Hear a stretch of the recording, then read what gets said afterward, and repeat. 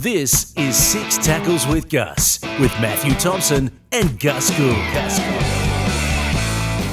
Welcome to Six Tackles for another week. Great to have you with us. Not far away from round 10. Gee, the season's flying by, isn't it? And Magic Round coming up in just over a week's time.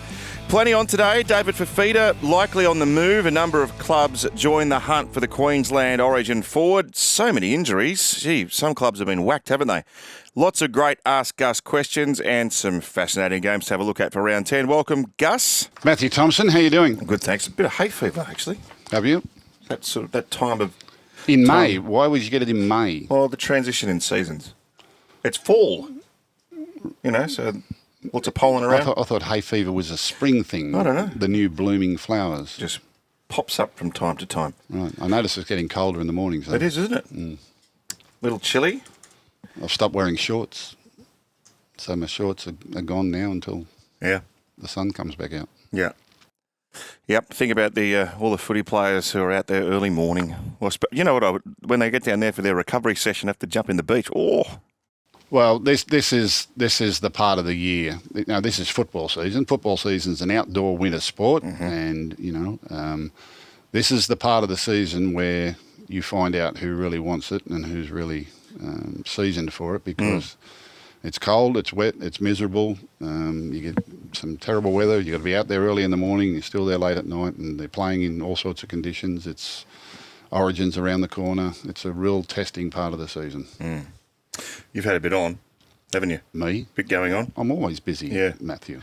Look, I hope you don't mind, but you're a busy man, and as a trusted colleague of yours, I thought I'd try and give you a hand with a few things that are going on at the moment. Right. I've saw some options for you for some legal representation that you may need coming up.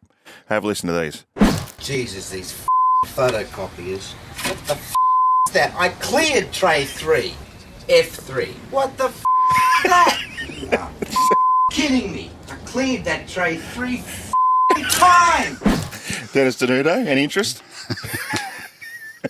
Yeah, it's the vibe.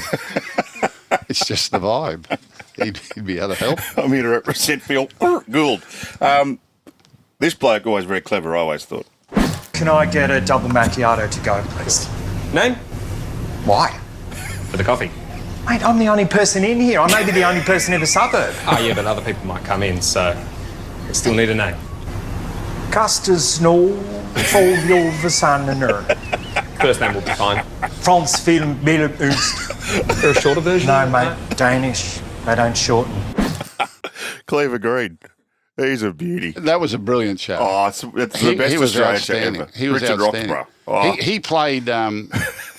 He played Roger Rogerson in that movie Blue Murder. Uncanny. Isn't it? Oh. Incredible. And looks exactly like him. Yeah, what a great actor. Do you know he's one of the world's great Shakespearean actors? Is he really? Yeah. I'm his number one fan. Really? And for our fans of American, well, not really soaps, dramas, this guy's pretty famous. One thing, if you get into trouble, don't play the case. Play the man. What are you talking about? Good lawyers worry about facts. Great lawyers worry about their opponents. Kyle is cocky and devious. Figure out a way to use that against him. Harvey Specter from Suits. Isn't that the show that Harry's wife was in? Meghan Markle, yeah. Meghan Markle, yeah. Any of those take your fancy? My lawyer's probably a combination of all three, I've got to say. Can I listen to Dennis again? Jesus, these photocopiers. What the It's that? just the I vibe. cleared tray 3. F3. What the is that? You are kidding me. I cleared that tray 3 times. I liked it at the end of that movie where he said, and he even bought a new copy. Even bought a new photocopy. Even bought a new copy. Oh, how old would that movie? That would be 30 years old, wouldn't it? I tell you when I first saw it. I first saw that movie sitting in a hotel room at Parramatta, waiting for the Roosters to play a semi-final against the Gold Coast in 1997. Really? Yeah. What? 1997, so we'd gone into camp at Parramatta. We're playing at Parramatta Stadium against the Gold Coast Titans. And Gold Coast, Phil Economides was coaching the Gold Coast, and they'd made a run. That was the year of the split competition with Super League. And we went out and stayed at the hotel in Parramatta. I can't remember which one anyway.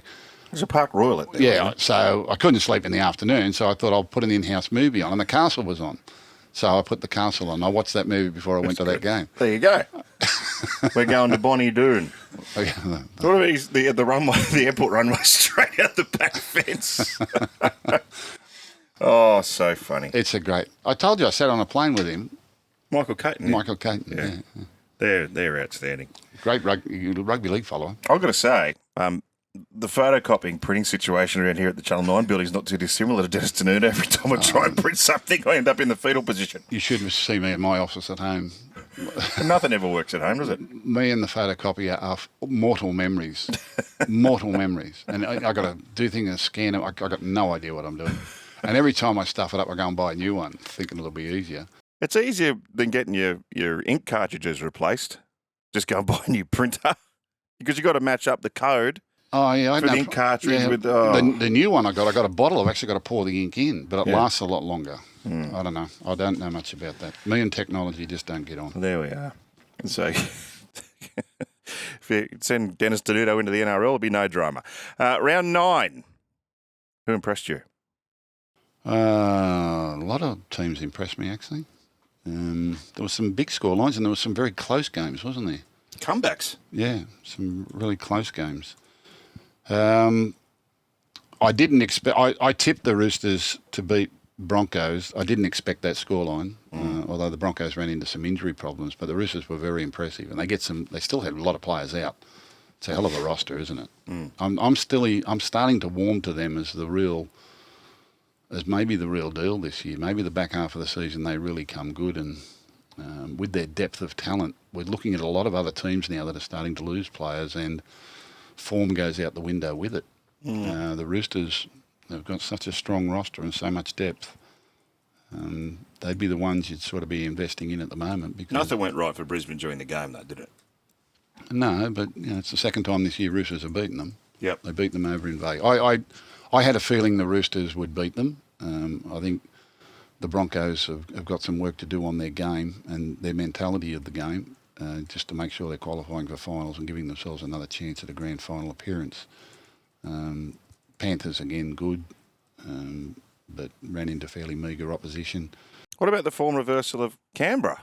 Yeah, well, that's incredible. They looked like they were going to get beat by 1,000 after 10 minutes. Well, it was 20-0, and I reckon Manly had bombed a couple, and we're kind of going through...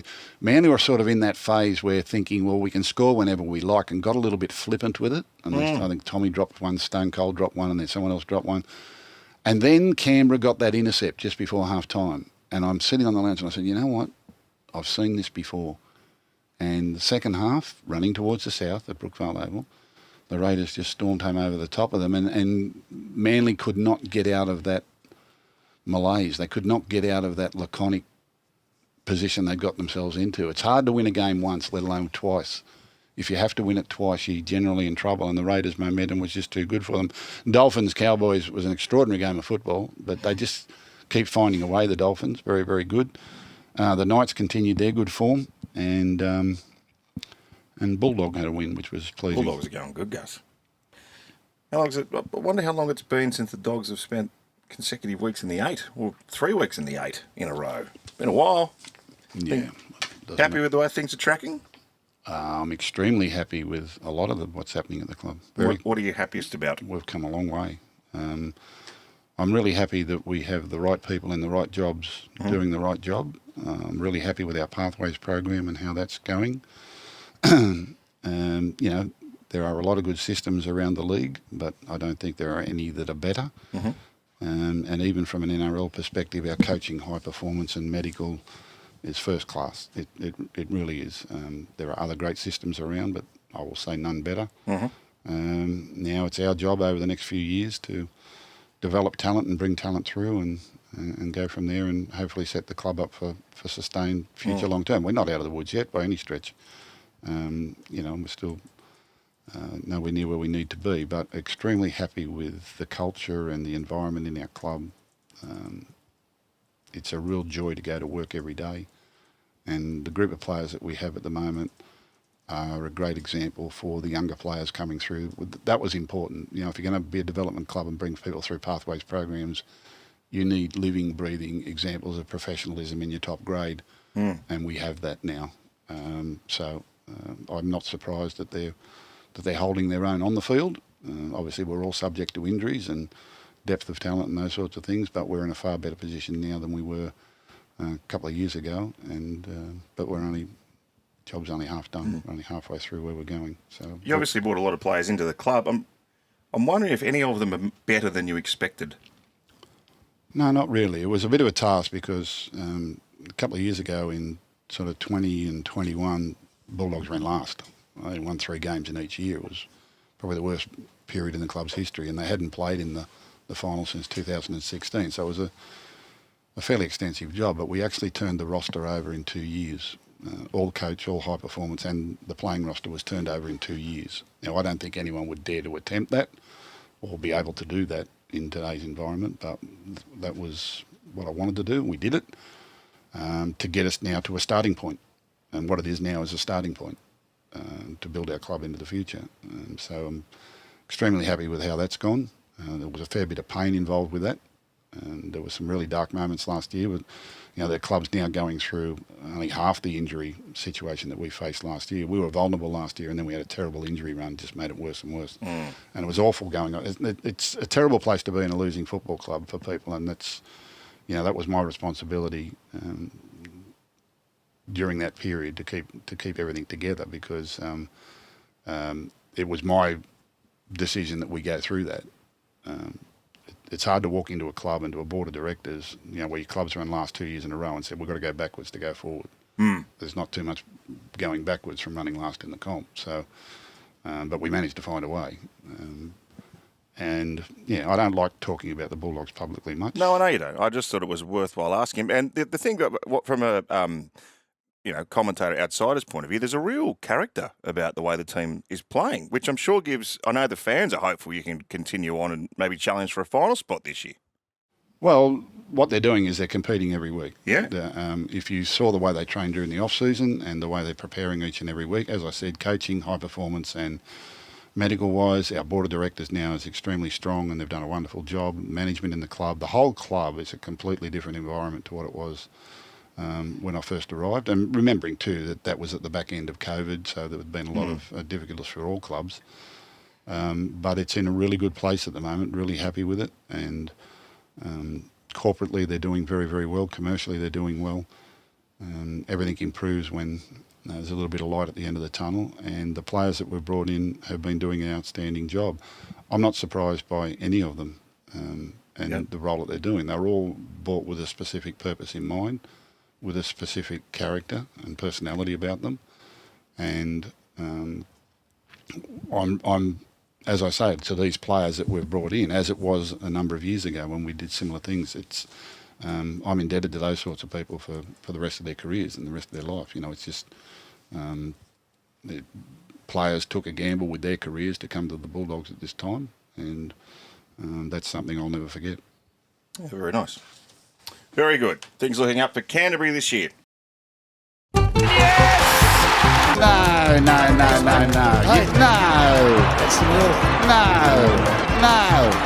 Dear.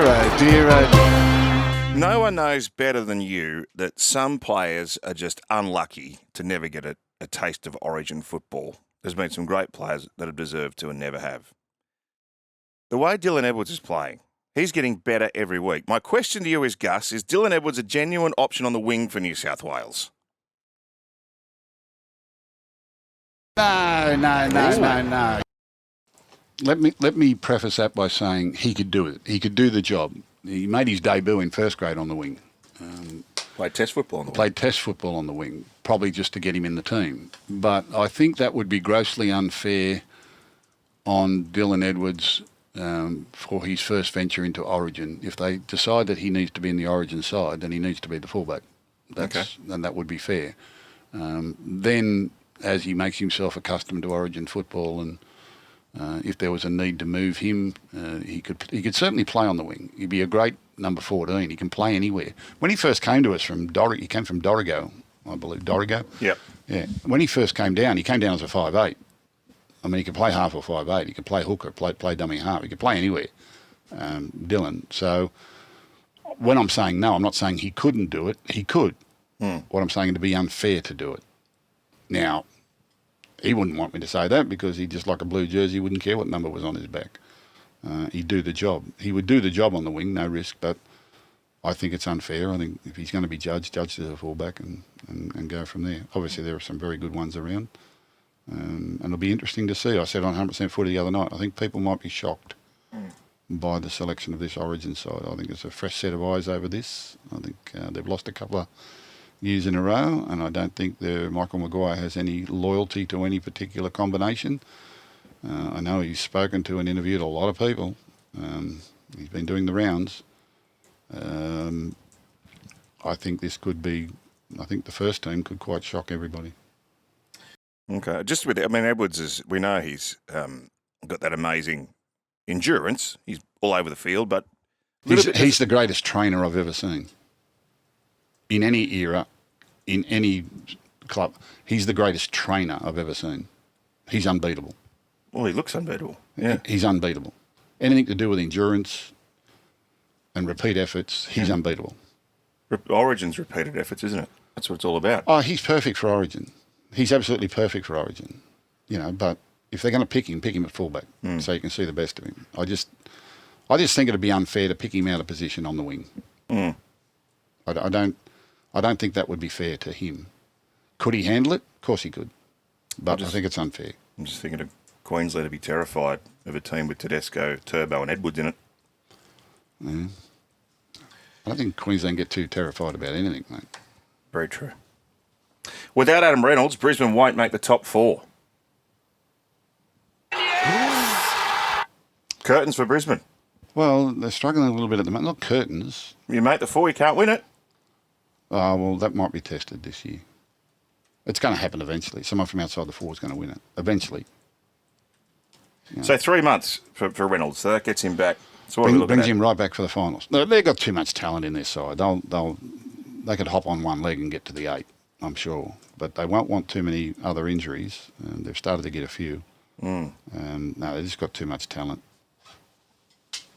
No Jock Madden this week too. Young Josh Rogers, I think he's had 1 shot at NRL previously. You'll see him on 9. They've got the trip to Parramatta. Jeez, Parramatta have been belted up. We'll get Gus's thoughts on round 10 shortly. I know how much you love talking Origin. Spencer Lenu's back this week. He'll rocket into Origin calculations in the next fortnight.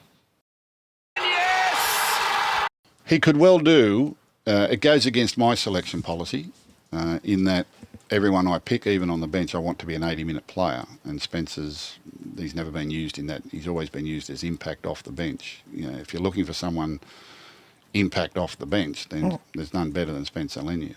None whatsoever. I think in game 1 last year they used Tavita Pangai Jr. for that role. They did. Spencer Leniu can be quite dynamic coming off the bench. He can change the momentum of the game. If you're behind, he can change it. If you're on top, he just puts them to the sword.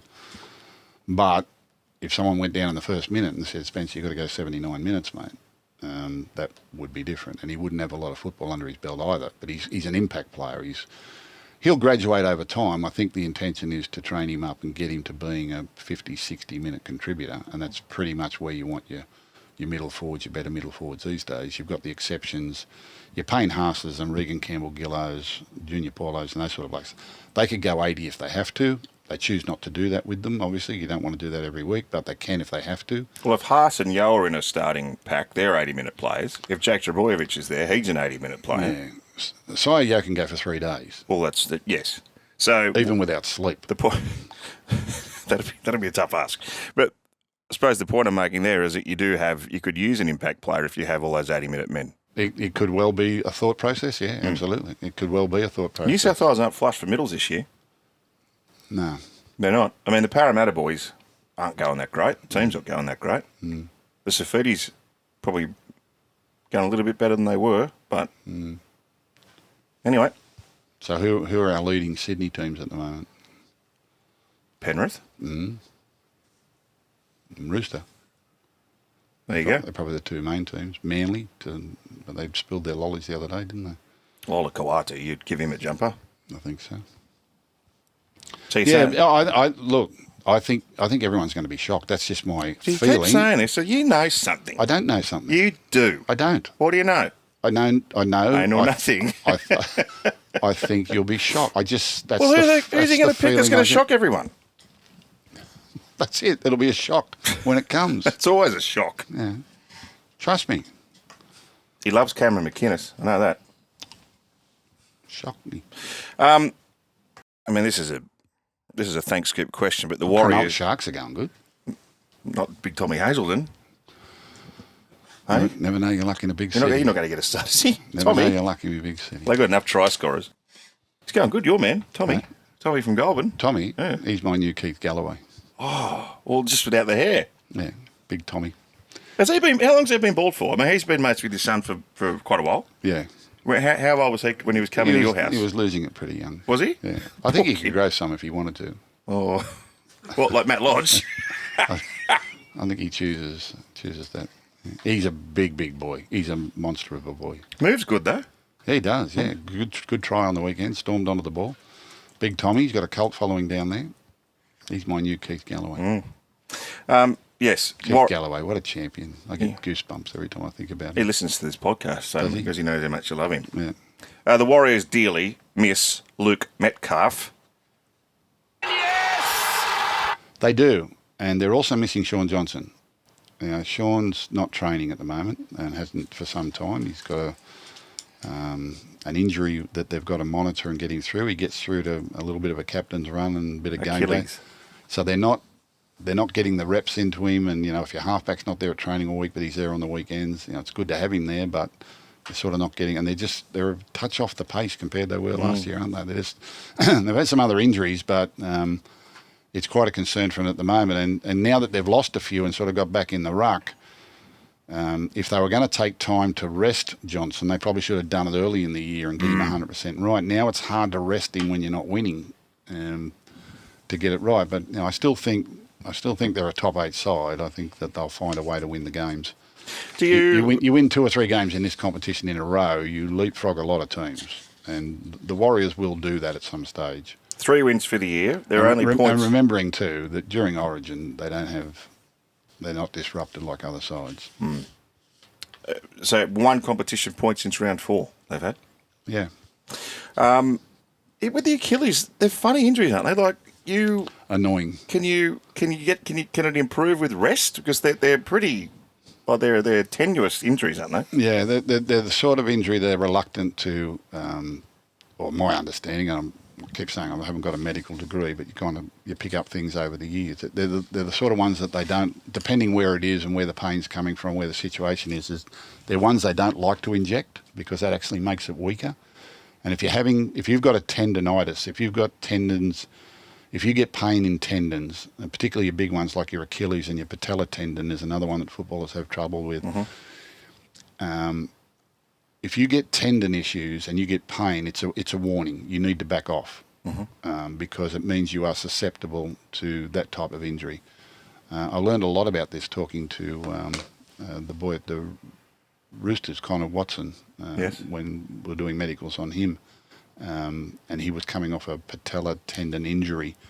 And the doctor explained about some people genetically, it's not a weakness, it's just a genetic condition they have that if they get pain in tendons, it's a warning that something's about to happen. So Connor Watson, I believe, was having pain in his tendon for 12 months and then it eventually went bang and just ruptured. And it was a long process to get back. But once they get back, they come back stronger. So they need to be careful with Sean Johnson. They really do. And they're taking that care, obviously. They're nursing him through. But it's not ideal in preparation and training for the team, and they're just a little bit off the pace, and he's probably not as explosive as he has been. But they're still looking to sign him again. I think he's still looking to go around again, so hopefully it fixes itself in time. Let's hope for all the Warriors fans. We've got a big contingent of WAR supporters on this podcast. Well, they were the fairy tale story last year, weren't they? Well, they might be it. Don't write them off. Titans look almost certain to lose David Fifita, but Gus, is he likely to move into the front row at a new club? No. I don't think so. I don't think so. At club football level, he would probably survive as a lock forward or a middle forward. You could play him in short, but I suppose. But he's dynamic on the edge.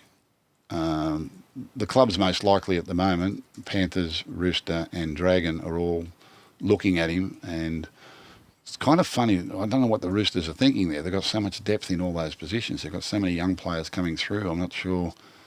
I know he's a bright, shiny thing, and that's what they like to have. I can certainly see a use for him in the Panther side. Probably. What would Penrith do with their pack?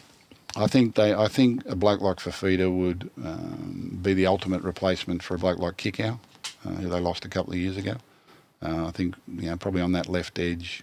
Mm-hmm. I think that's his strength at club level. So they push Martin up to prop. Maybe they think right. Well, Martin plays right side. I don't think front row. I don't think they've got a shortage. I know they've lost Fisher Harris, but they've got young fellas coming through. Or Martin can easily play in the middle. The middle forward role these days is a little different, and we're seeing a little bit more with the likes of a Reuben Cotter, who wasn't normally seen as a front row forward, but now he's one of the more dynamic ones in the competition.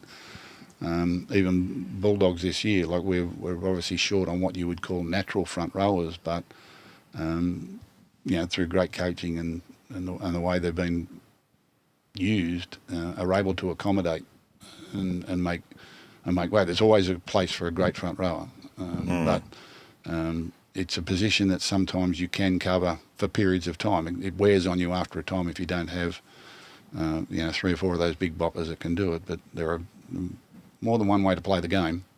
Yeah. Oh, just excited from a footy fan's perspective, the thought of Fifita in a club like a Penrith or a Roosters. I think it's probably fair to say we haven't got to the bottom of his talent. Like if he was to go into one of those systems, he could just realise all of his ability. No way. I mean, I remember on 100% footy at the time questioning the deal that he went to the Titans under. I didn't think that deal was going to help him or the Titans at that time. I understand, clubs, they make decisions looking for quick fixes, and he's obviously a talented player. But I don't think it did him any favours with all that money and all that expectation early in his career. I just don't think it did. And now he's only now ready to go on with. He hasn't reached the peak of his career yet. I think he's a good buy for someone at the moment. I think but to just what position he plays and how much reprogramming you've got to have and how you're going to use him. He's a weapon. Club level, if he plays to the best of his ability, he's a match winner every week of the year. But Titans sort of haven't found that from him in recent times. And he's like on the weekend anyway. Good. He's playing good. Yeah, he actually played in the middle at the back part of last week's game and went good. He's playing good right at the moment, and that coincides with him having to make a decision this week on his tomorrow, future. Isn't it? Is that what they're saying? It's weird, eh? It's weird. What's he got to take up an option by tomorrow or something? Yeah, by Thursday. And the option is for an extraordinary amount of money. I mean, it's big money that he's got the option at the time. I actually spoke to his manager last week and just in passing said, what's doing there? And he said, if it was about money, he'd be at the Titans. Okay, so maybe he's sort of come around to your thinking a little bit. I don't know. I don't know what he said. He might stay at the Titans, mate. Well, he may. He may. I don't know. And maybe their form in recent weeks has got him feeling better about it, because no doubt this would have been on his mind during the early rounds where they were getting blasted and losing a lot of games. But their last 3 games, they should have nearly won their last 3 games. They should have won their last 3 games. They've been much more formidable. Yeah. Didn't they and Tino, didn't they re-sign when the coach changed? No, they had a clause around the coach change, which then they negotiated this, apparently. Right. So, and I believe Tino has options in his favour all the way through his deal as well. So, jeez. Yeah.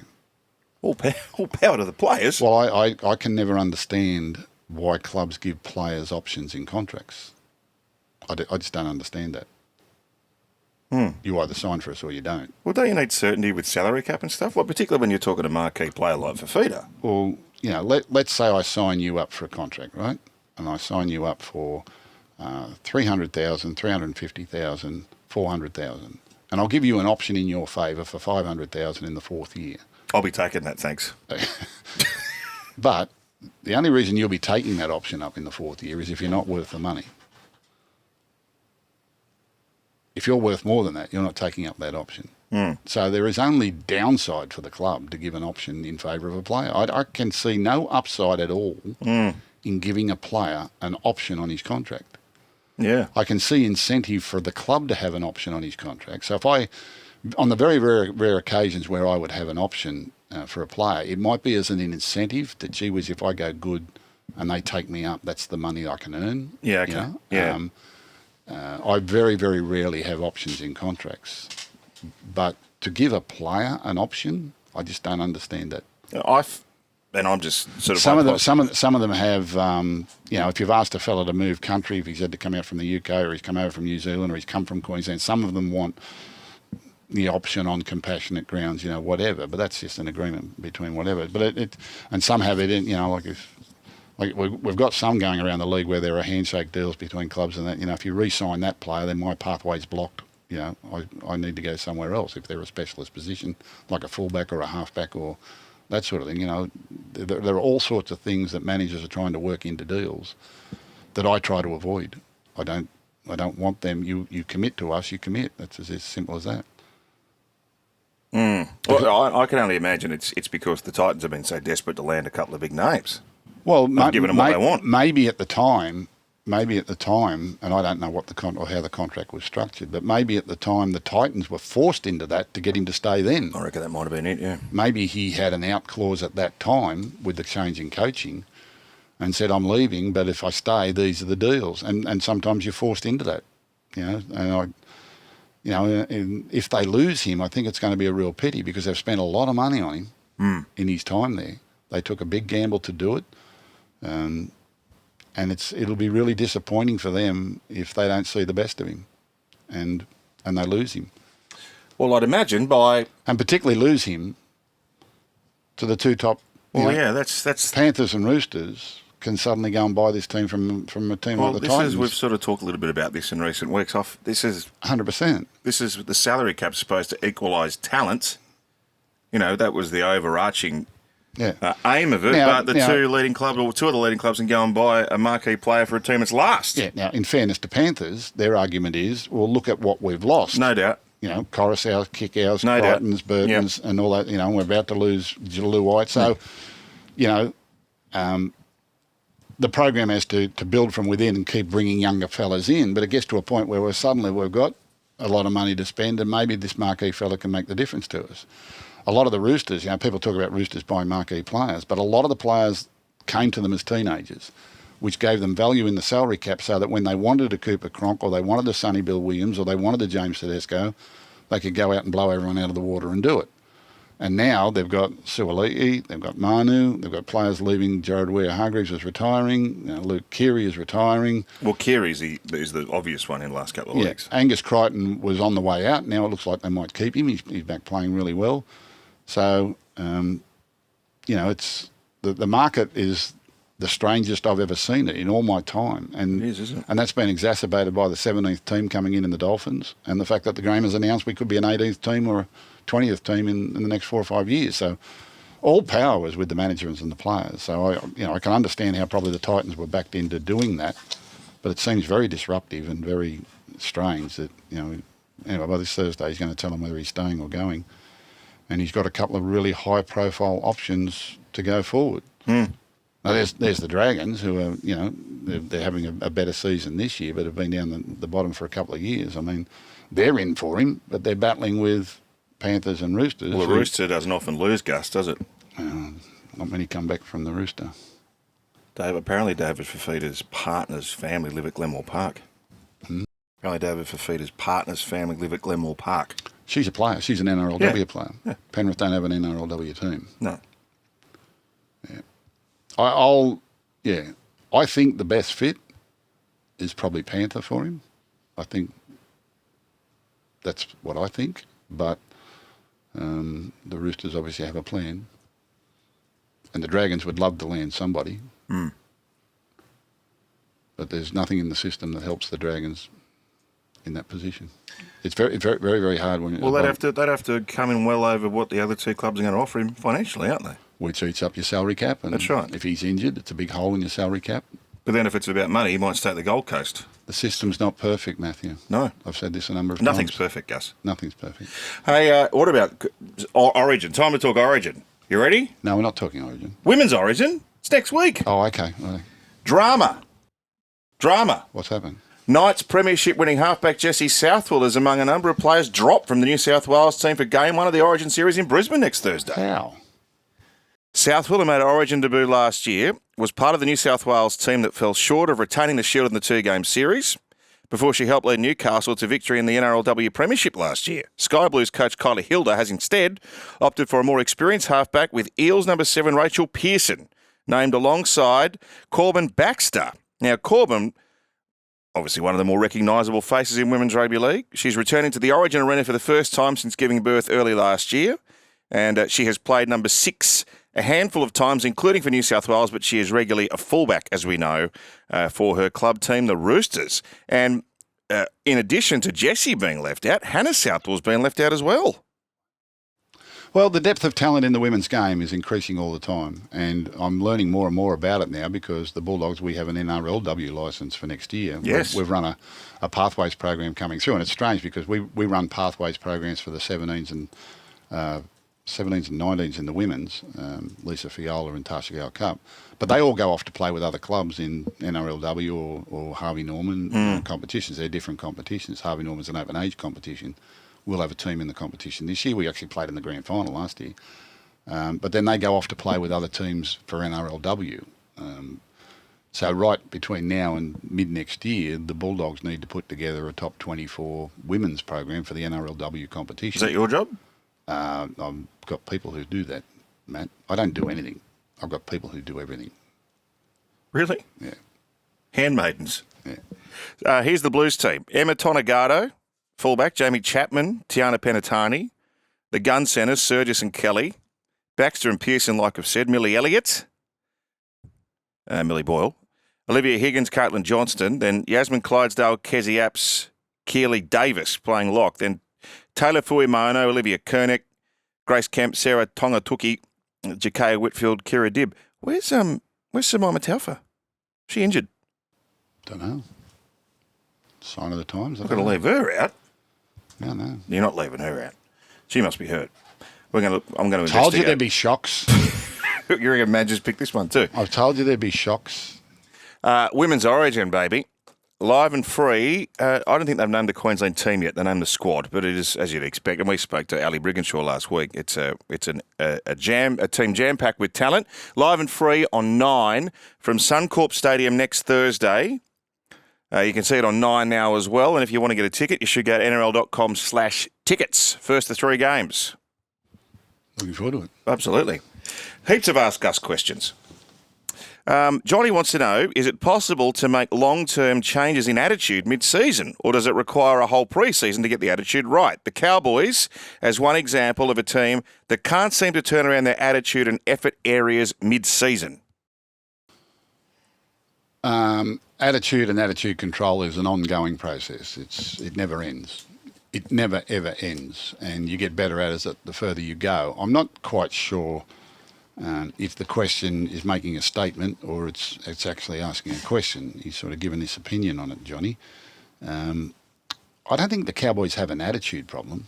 I really don't. I might see real effort. They're giving a lot of effort in what they're doing. Their effort mightn't be in some of the important areas around defence, but certainly there's no more enterprising attacking side. They've got plenty of points in them. They're just not getting... It's hard at the moment, you know. Yeah, but I suppose I think what he might be getting at is that they scored 2 tries against the Dolphins on the weekend before the Dolphins had even touched the ball. And then as soon as the Dolphins got the ball, they went up and scored 2 tries. Well, that's what I'm saying. You know, their effort is coming into the attacking part of the game, and defensively they're not quite as in tune as what, you know. And that can be confidence, it can be belief, it can be changes in combinations, it could be a number. It could be just because the opposition teams are good. Like, points do go with possession in this game. Doesn't matter who's playing. There are only a handful of teams like your Panthers and those sort of teams that can withstand long periods of a defensive work. to still get a result. The defence is a hard part of the game. But if you looked at the Cowboys and you said, are they an attacking team or a defensive team? Well, overwhelmingly, they're an attacking team. They've just got this belief that if you score 4, we'll score 5. How's that going for them? Yeah, well, they're up and down, aren't they? As are a lot of teams up and down. And the better teams are defensively very, very strong. Your Sharks and your Storm and your Panthers and Roosters on their day, they're defensively strong. We've talked a little bit about this, but I'm fascinated to see how Cronulla goes through the next month with all the hard opposition they face. They could come out the other side, Premiership favourites. They can't be any better prepared for it. They cannot be any better prepared. They probably played the lower half of the draw in the first few weeks. Then they had that tester in difficult conditions at Shark Park on the weekend against the Dragons, who were capable of beating them. And, they're a big bully team, the Dragons. They stand over you. And it was close for long periods, but the Sharks found a way to win, and that'll give them a great deal of confidence because they were down at half-time and they ran into the wind. It took a lot of energy out of them. But they found a way, they grafted their way to a victory, and that will stand them in good stead now to take on the Storm and the Roosters and the Panthers. And I think they've got Parramatta and the Broncos. So they play the top 4 sides in the next 5 rounds. I can't believe you can remember that. You remember the Sharks play next 5 weeks. You're a freak. I can't remember who's playing this week. It's my job, baby. How good was it to see in this professional era of rugby league, there's still room for your local, for all hands on deck. What about Dino Mezzatessa went down to Bunnings and bought a pump to get the water off the ground on the weekend? Bunnings at Tarrant Point, yeah. They got everything at Bunnings and Tarrant Point. Did they? I go there. My missus sends me down there regularly. What do you come back with? Everything else but she sent you for. I usually come around with the wrong stuff. I walk in, there's usually a very nice girl standing on the front desk, and I say, where's this, where's that? She says, aisle 49, aisle 53, aisle 50. Otherwise I'd be looking forever. I wouldn't know where anything was. I'm the least do-it-yourself bloke in the world. Oh, yeah? I can't use a screwdriver. I don't care. Really? No, get someone to do it.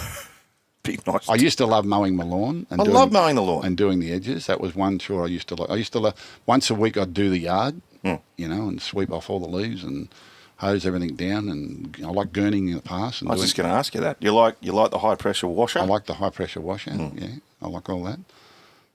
Getting a bit old now, and it gets a bit cold during the winter. But you get great satisfaction out of the high pressure washer. It was one of my dad's great joys, was mowing the lawns. When we were growing up, our lawns were like, Dad was a golfer. Yeah. So our lawns were like golf greens. Really? Yeah. Cooch? Yeah. Oh. We had cooch lawns and spirit level,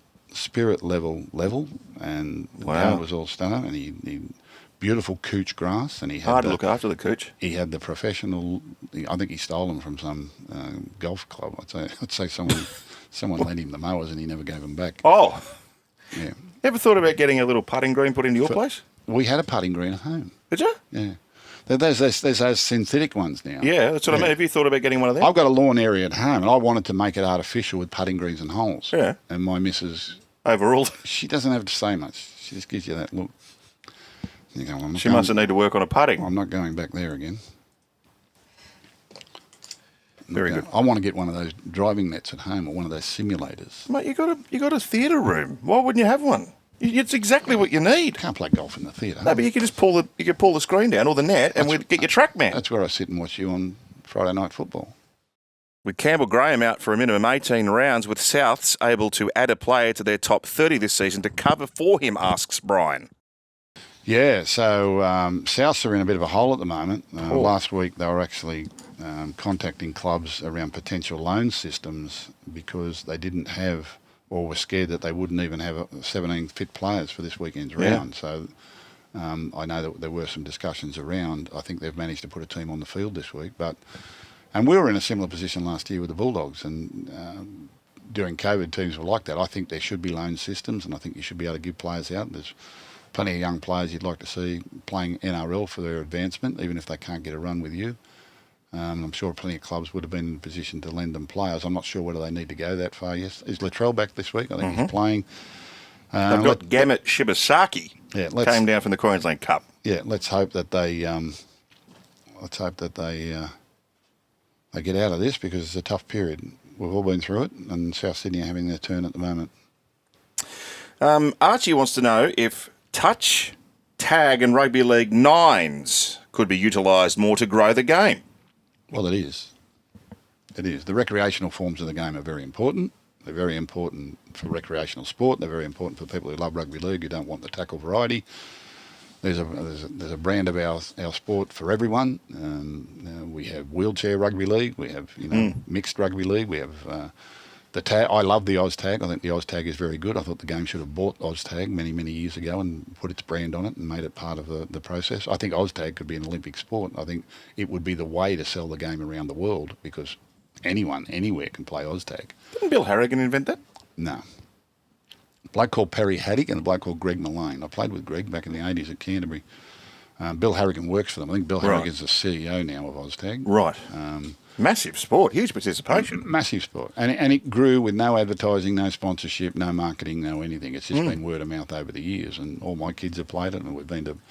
They've got their own World Cup. They've got their own interstate series. I've been with the kids to all those sort of things, boys and girls. And I was keen for the rugby league to buy the OzTag. They formed an association with touch football, which is a different sort of sport. Touch football is different to tag.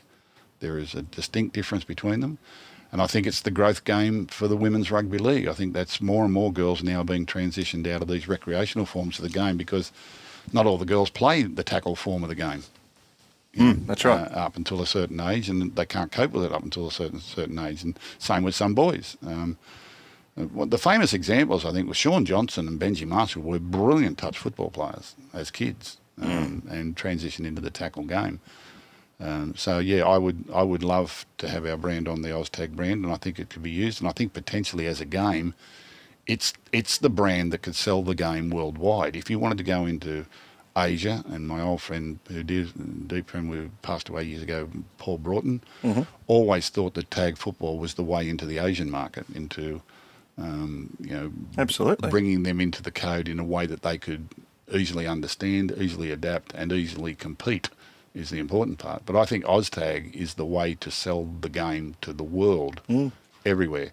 I think OzTag could be an Olympic sport. I do know that rugby were keen on OzTag at one stage as a pathway through to international sevens football, Olympic sevens football. And that was the thinking of OzTag, that their game is the perfect pathway. Touch football, I'll argue that probably they are, but touch football's a different type of game, a different type of athlete to the OzTag, which is, Let's have a look at what I think's a pretty engaging round of footy, this one. Starting tomorrow night, Thursday night, Dolphins at Suncorp hosting Manly. They're just so hard to beat, Wayne Bennett's Dolphins, aren't they? So hard to beat. I'll just try and find the team news here. A huge boost for Wayne Bennett's team with Herbie Farnworth back from a shoulder injury. Kenny Bromwich is also back on deck.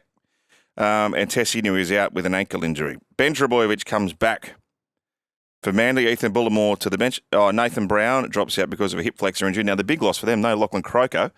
So they've brought onto the bench the young gun, number 9, Gordon Chan Kum Tong. And starting in the number 9 is Cole Lawton. Yeah. Big game. It is a big game. And the Dolphin, they're in good form. They have their moments and they take their moments. They take their chances. They've got great athleticism out wide and creativity with that young half. And Jeremy Marshall-King directing him around the middle of the field. Their forwards are willing. Manly, I just can't get over what happened to them last week. I just don't know. I didn't see that second half coming. They just kind of got themselves in a bit of a rut and couldn't get themselves out of it. They did the same thing against the Dragons earlier in the year. Yeah, I imagine that'll be a wake-up call to them. But, the Dolphin, they're at Suncorp Stadium, Thursday night. Wow. That's a real danger game. Dolphin at Suncorp. All right. I guess you'll find out where the doggies are at. Up against Penrith at Bluebet Stadium, 6 o'clock on Friday evening. Obviously, Nathan Cleary's been named to come back for the Panthers, and you got the same 17. Hey, can I just say, geez, Josh Curran, I love Josh Curran. What a competitor. He's a good one. Wouldn't be out of place in a Blues jumper, maybe. Huh? I met him when I did my short stint at the Warriors, and he looked like a bulldog then. All right. You've spent Bulldogs here. We get no respect. You spelled it wrong. I didn't do that. Yeah, well, we get no respect. Who did that? Him? Jordan. Did he? Did he get the Dragons right? No respect. Did he get the Dragons right? Oh, what about that? I hope they replaced the jumper for him. Right. Now, the injury ravage. Parramatta up against Brisbane in Friday night footy. They are at home, however, at Combank. Youngster Blaze Talangi wears the number 1 with Clint Gutherson gone. Sean Russell comes in for Morgan Harper. Bryce Cartwright's back from a rib injury, but no Moses, no Gutho, no chance? I don't know. I really like Blaze Talangi. I've been watching him for years. I really like him as a kid. He's going to establish himself into a very good first grade player.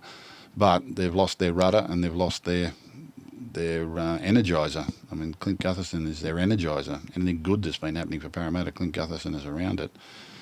Bronco, obviously got their difficulties too, but I would favour them to beat the Eel on Friday night. Okay. As I mentioned, Josh Rogers comes in to take over from Adam Reynolds in the number 7 jumper. West Tigers, Newcastle, Scully Park, Tamworth. Yep. Tiger. Jaden Sullivan's in. A's suspended. Coruscant back. It was a bold showing, of course, from the West Tigers with no RP Coruscant. Tyson Brazel returns. Jacob Safidi returns for Newcastle. Tigers are going a lot better than their position on the ladder, and they're an awkward side to play. Every now and then they get down on themselves a little bit if the wins aren't coming, and they've struggled to get some wins together. I thought they had Panthers rocking at Brookvale, up at Bathurst there a few weeks ago, and they've been in games and just haven't been able to nail it. And the Knights are on a little bit of a surge now, even though Kalen Ponga's out and everyone was doom and gloom. They've won a couple straight since then, and I think Tyson Frizzell back in the side's a big in. They are playing at Scully Park in Tamworth, which is a beautiful area of New South Wales. Lovely area, Tamworth. I spent a bit of time up in Tamworth. I love you in Tamworth. Yeah, and it's a Bulldog town, Tamworth, I reckon. It was a Warrior town during COVID, wasn't it? It's a Bulldog town. A lot of Bulldog fans up there in Tamworth. We've got a very good young fans everywhere. Got a very good young player from Tamworth about to make his debut in the next few weeks. Who's that? I can't tell you too much. Well, I could find it out. I'll just go and have a look. Why don't you tell me who it is? Save me the trouble. You can go and do your research. All right. Who are you tipping? Night. Dragons, Souths. Dragons all sweet, pretty much. They've got their back line that they started with back intact, and Luciano's on an extended bench. Now, Latrell's back, as we know, fair dinkum. Murray, Gray, Hawkins, all out. Dion, now, Taupa, I think we say that. Dion, T-A-U-P-A, Taupa, makes his NRL debut at halfback. Gemmet Shibasaki's come down from Townsville to play on the wing. Havili's at lock. Matt French makes a debut off the bench. If you've got a South jumper, put it on, turn up. You're half a chance of getting a game. Dragon. Okay. How good's this game on Saturday night? Melbourne Sharkies down at Amy Park. Jerome Hughes is out, Gus. So's Pappy. So Farlongo at fullback. And Tyron Wishart will play halfback. And one change for the league-leading Cronulla with Royce Hunt coming in for Toby Rudolph. And Teague Wilton is good to go after copping the early guilty plea. Whoa, Cronulla, this is for the first of their big test, but they've got pretty much a full-strength team. Shark. That's it? Shark. They've been waiting for this. Right. They've been waiting for this. Rooster Warrior. Rooster. JWH's 300th. And then Sunday, 4 o'clock. This is interesting, isn't it?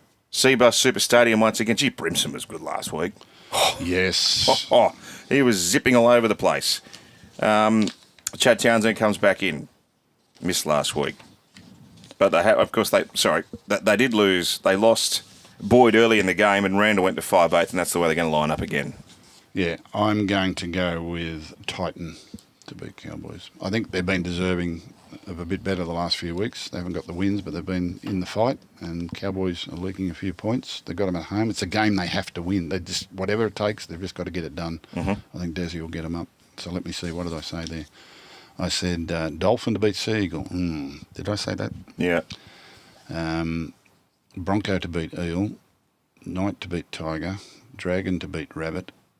Shark to beat Storm, Rooster to beat Warrior, Titan to beat Cowboys. Not confident.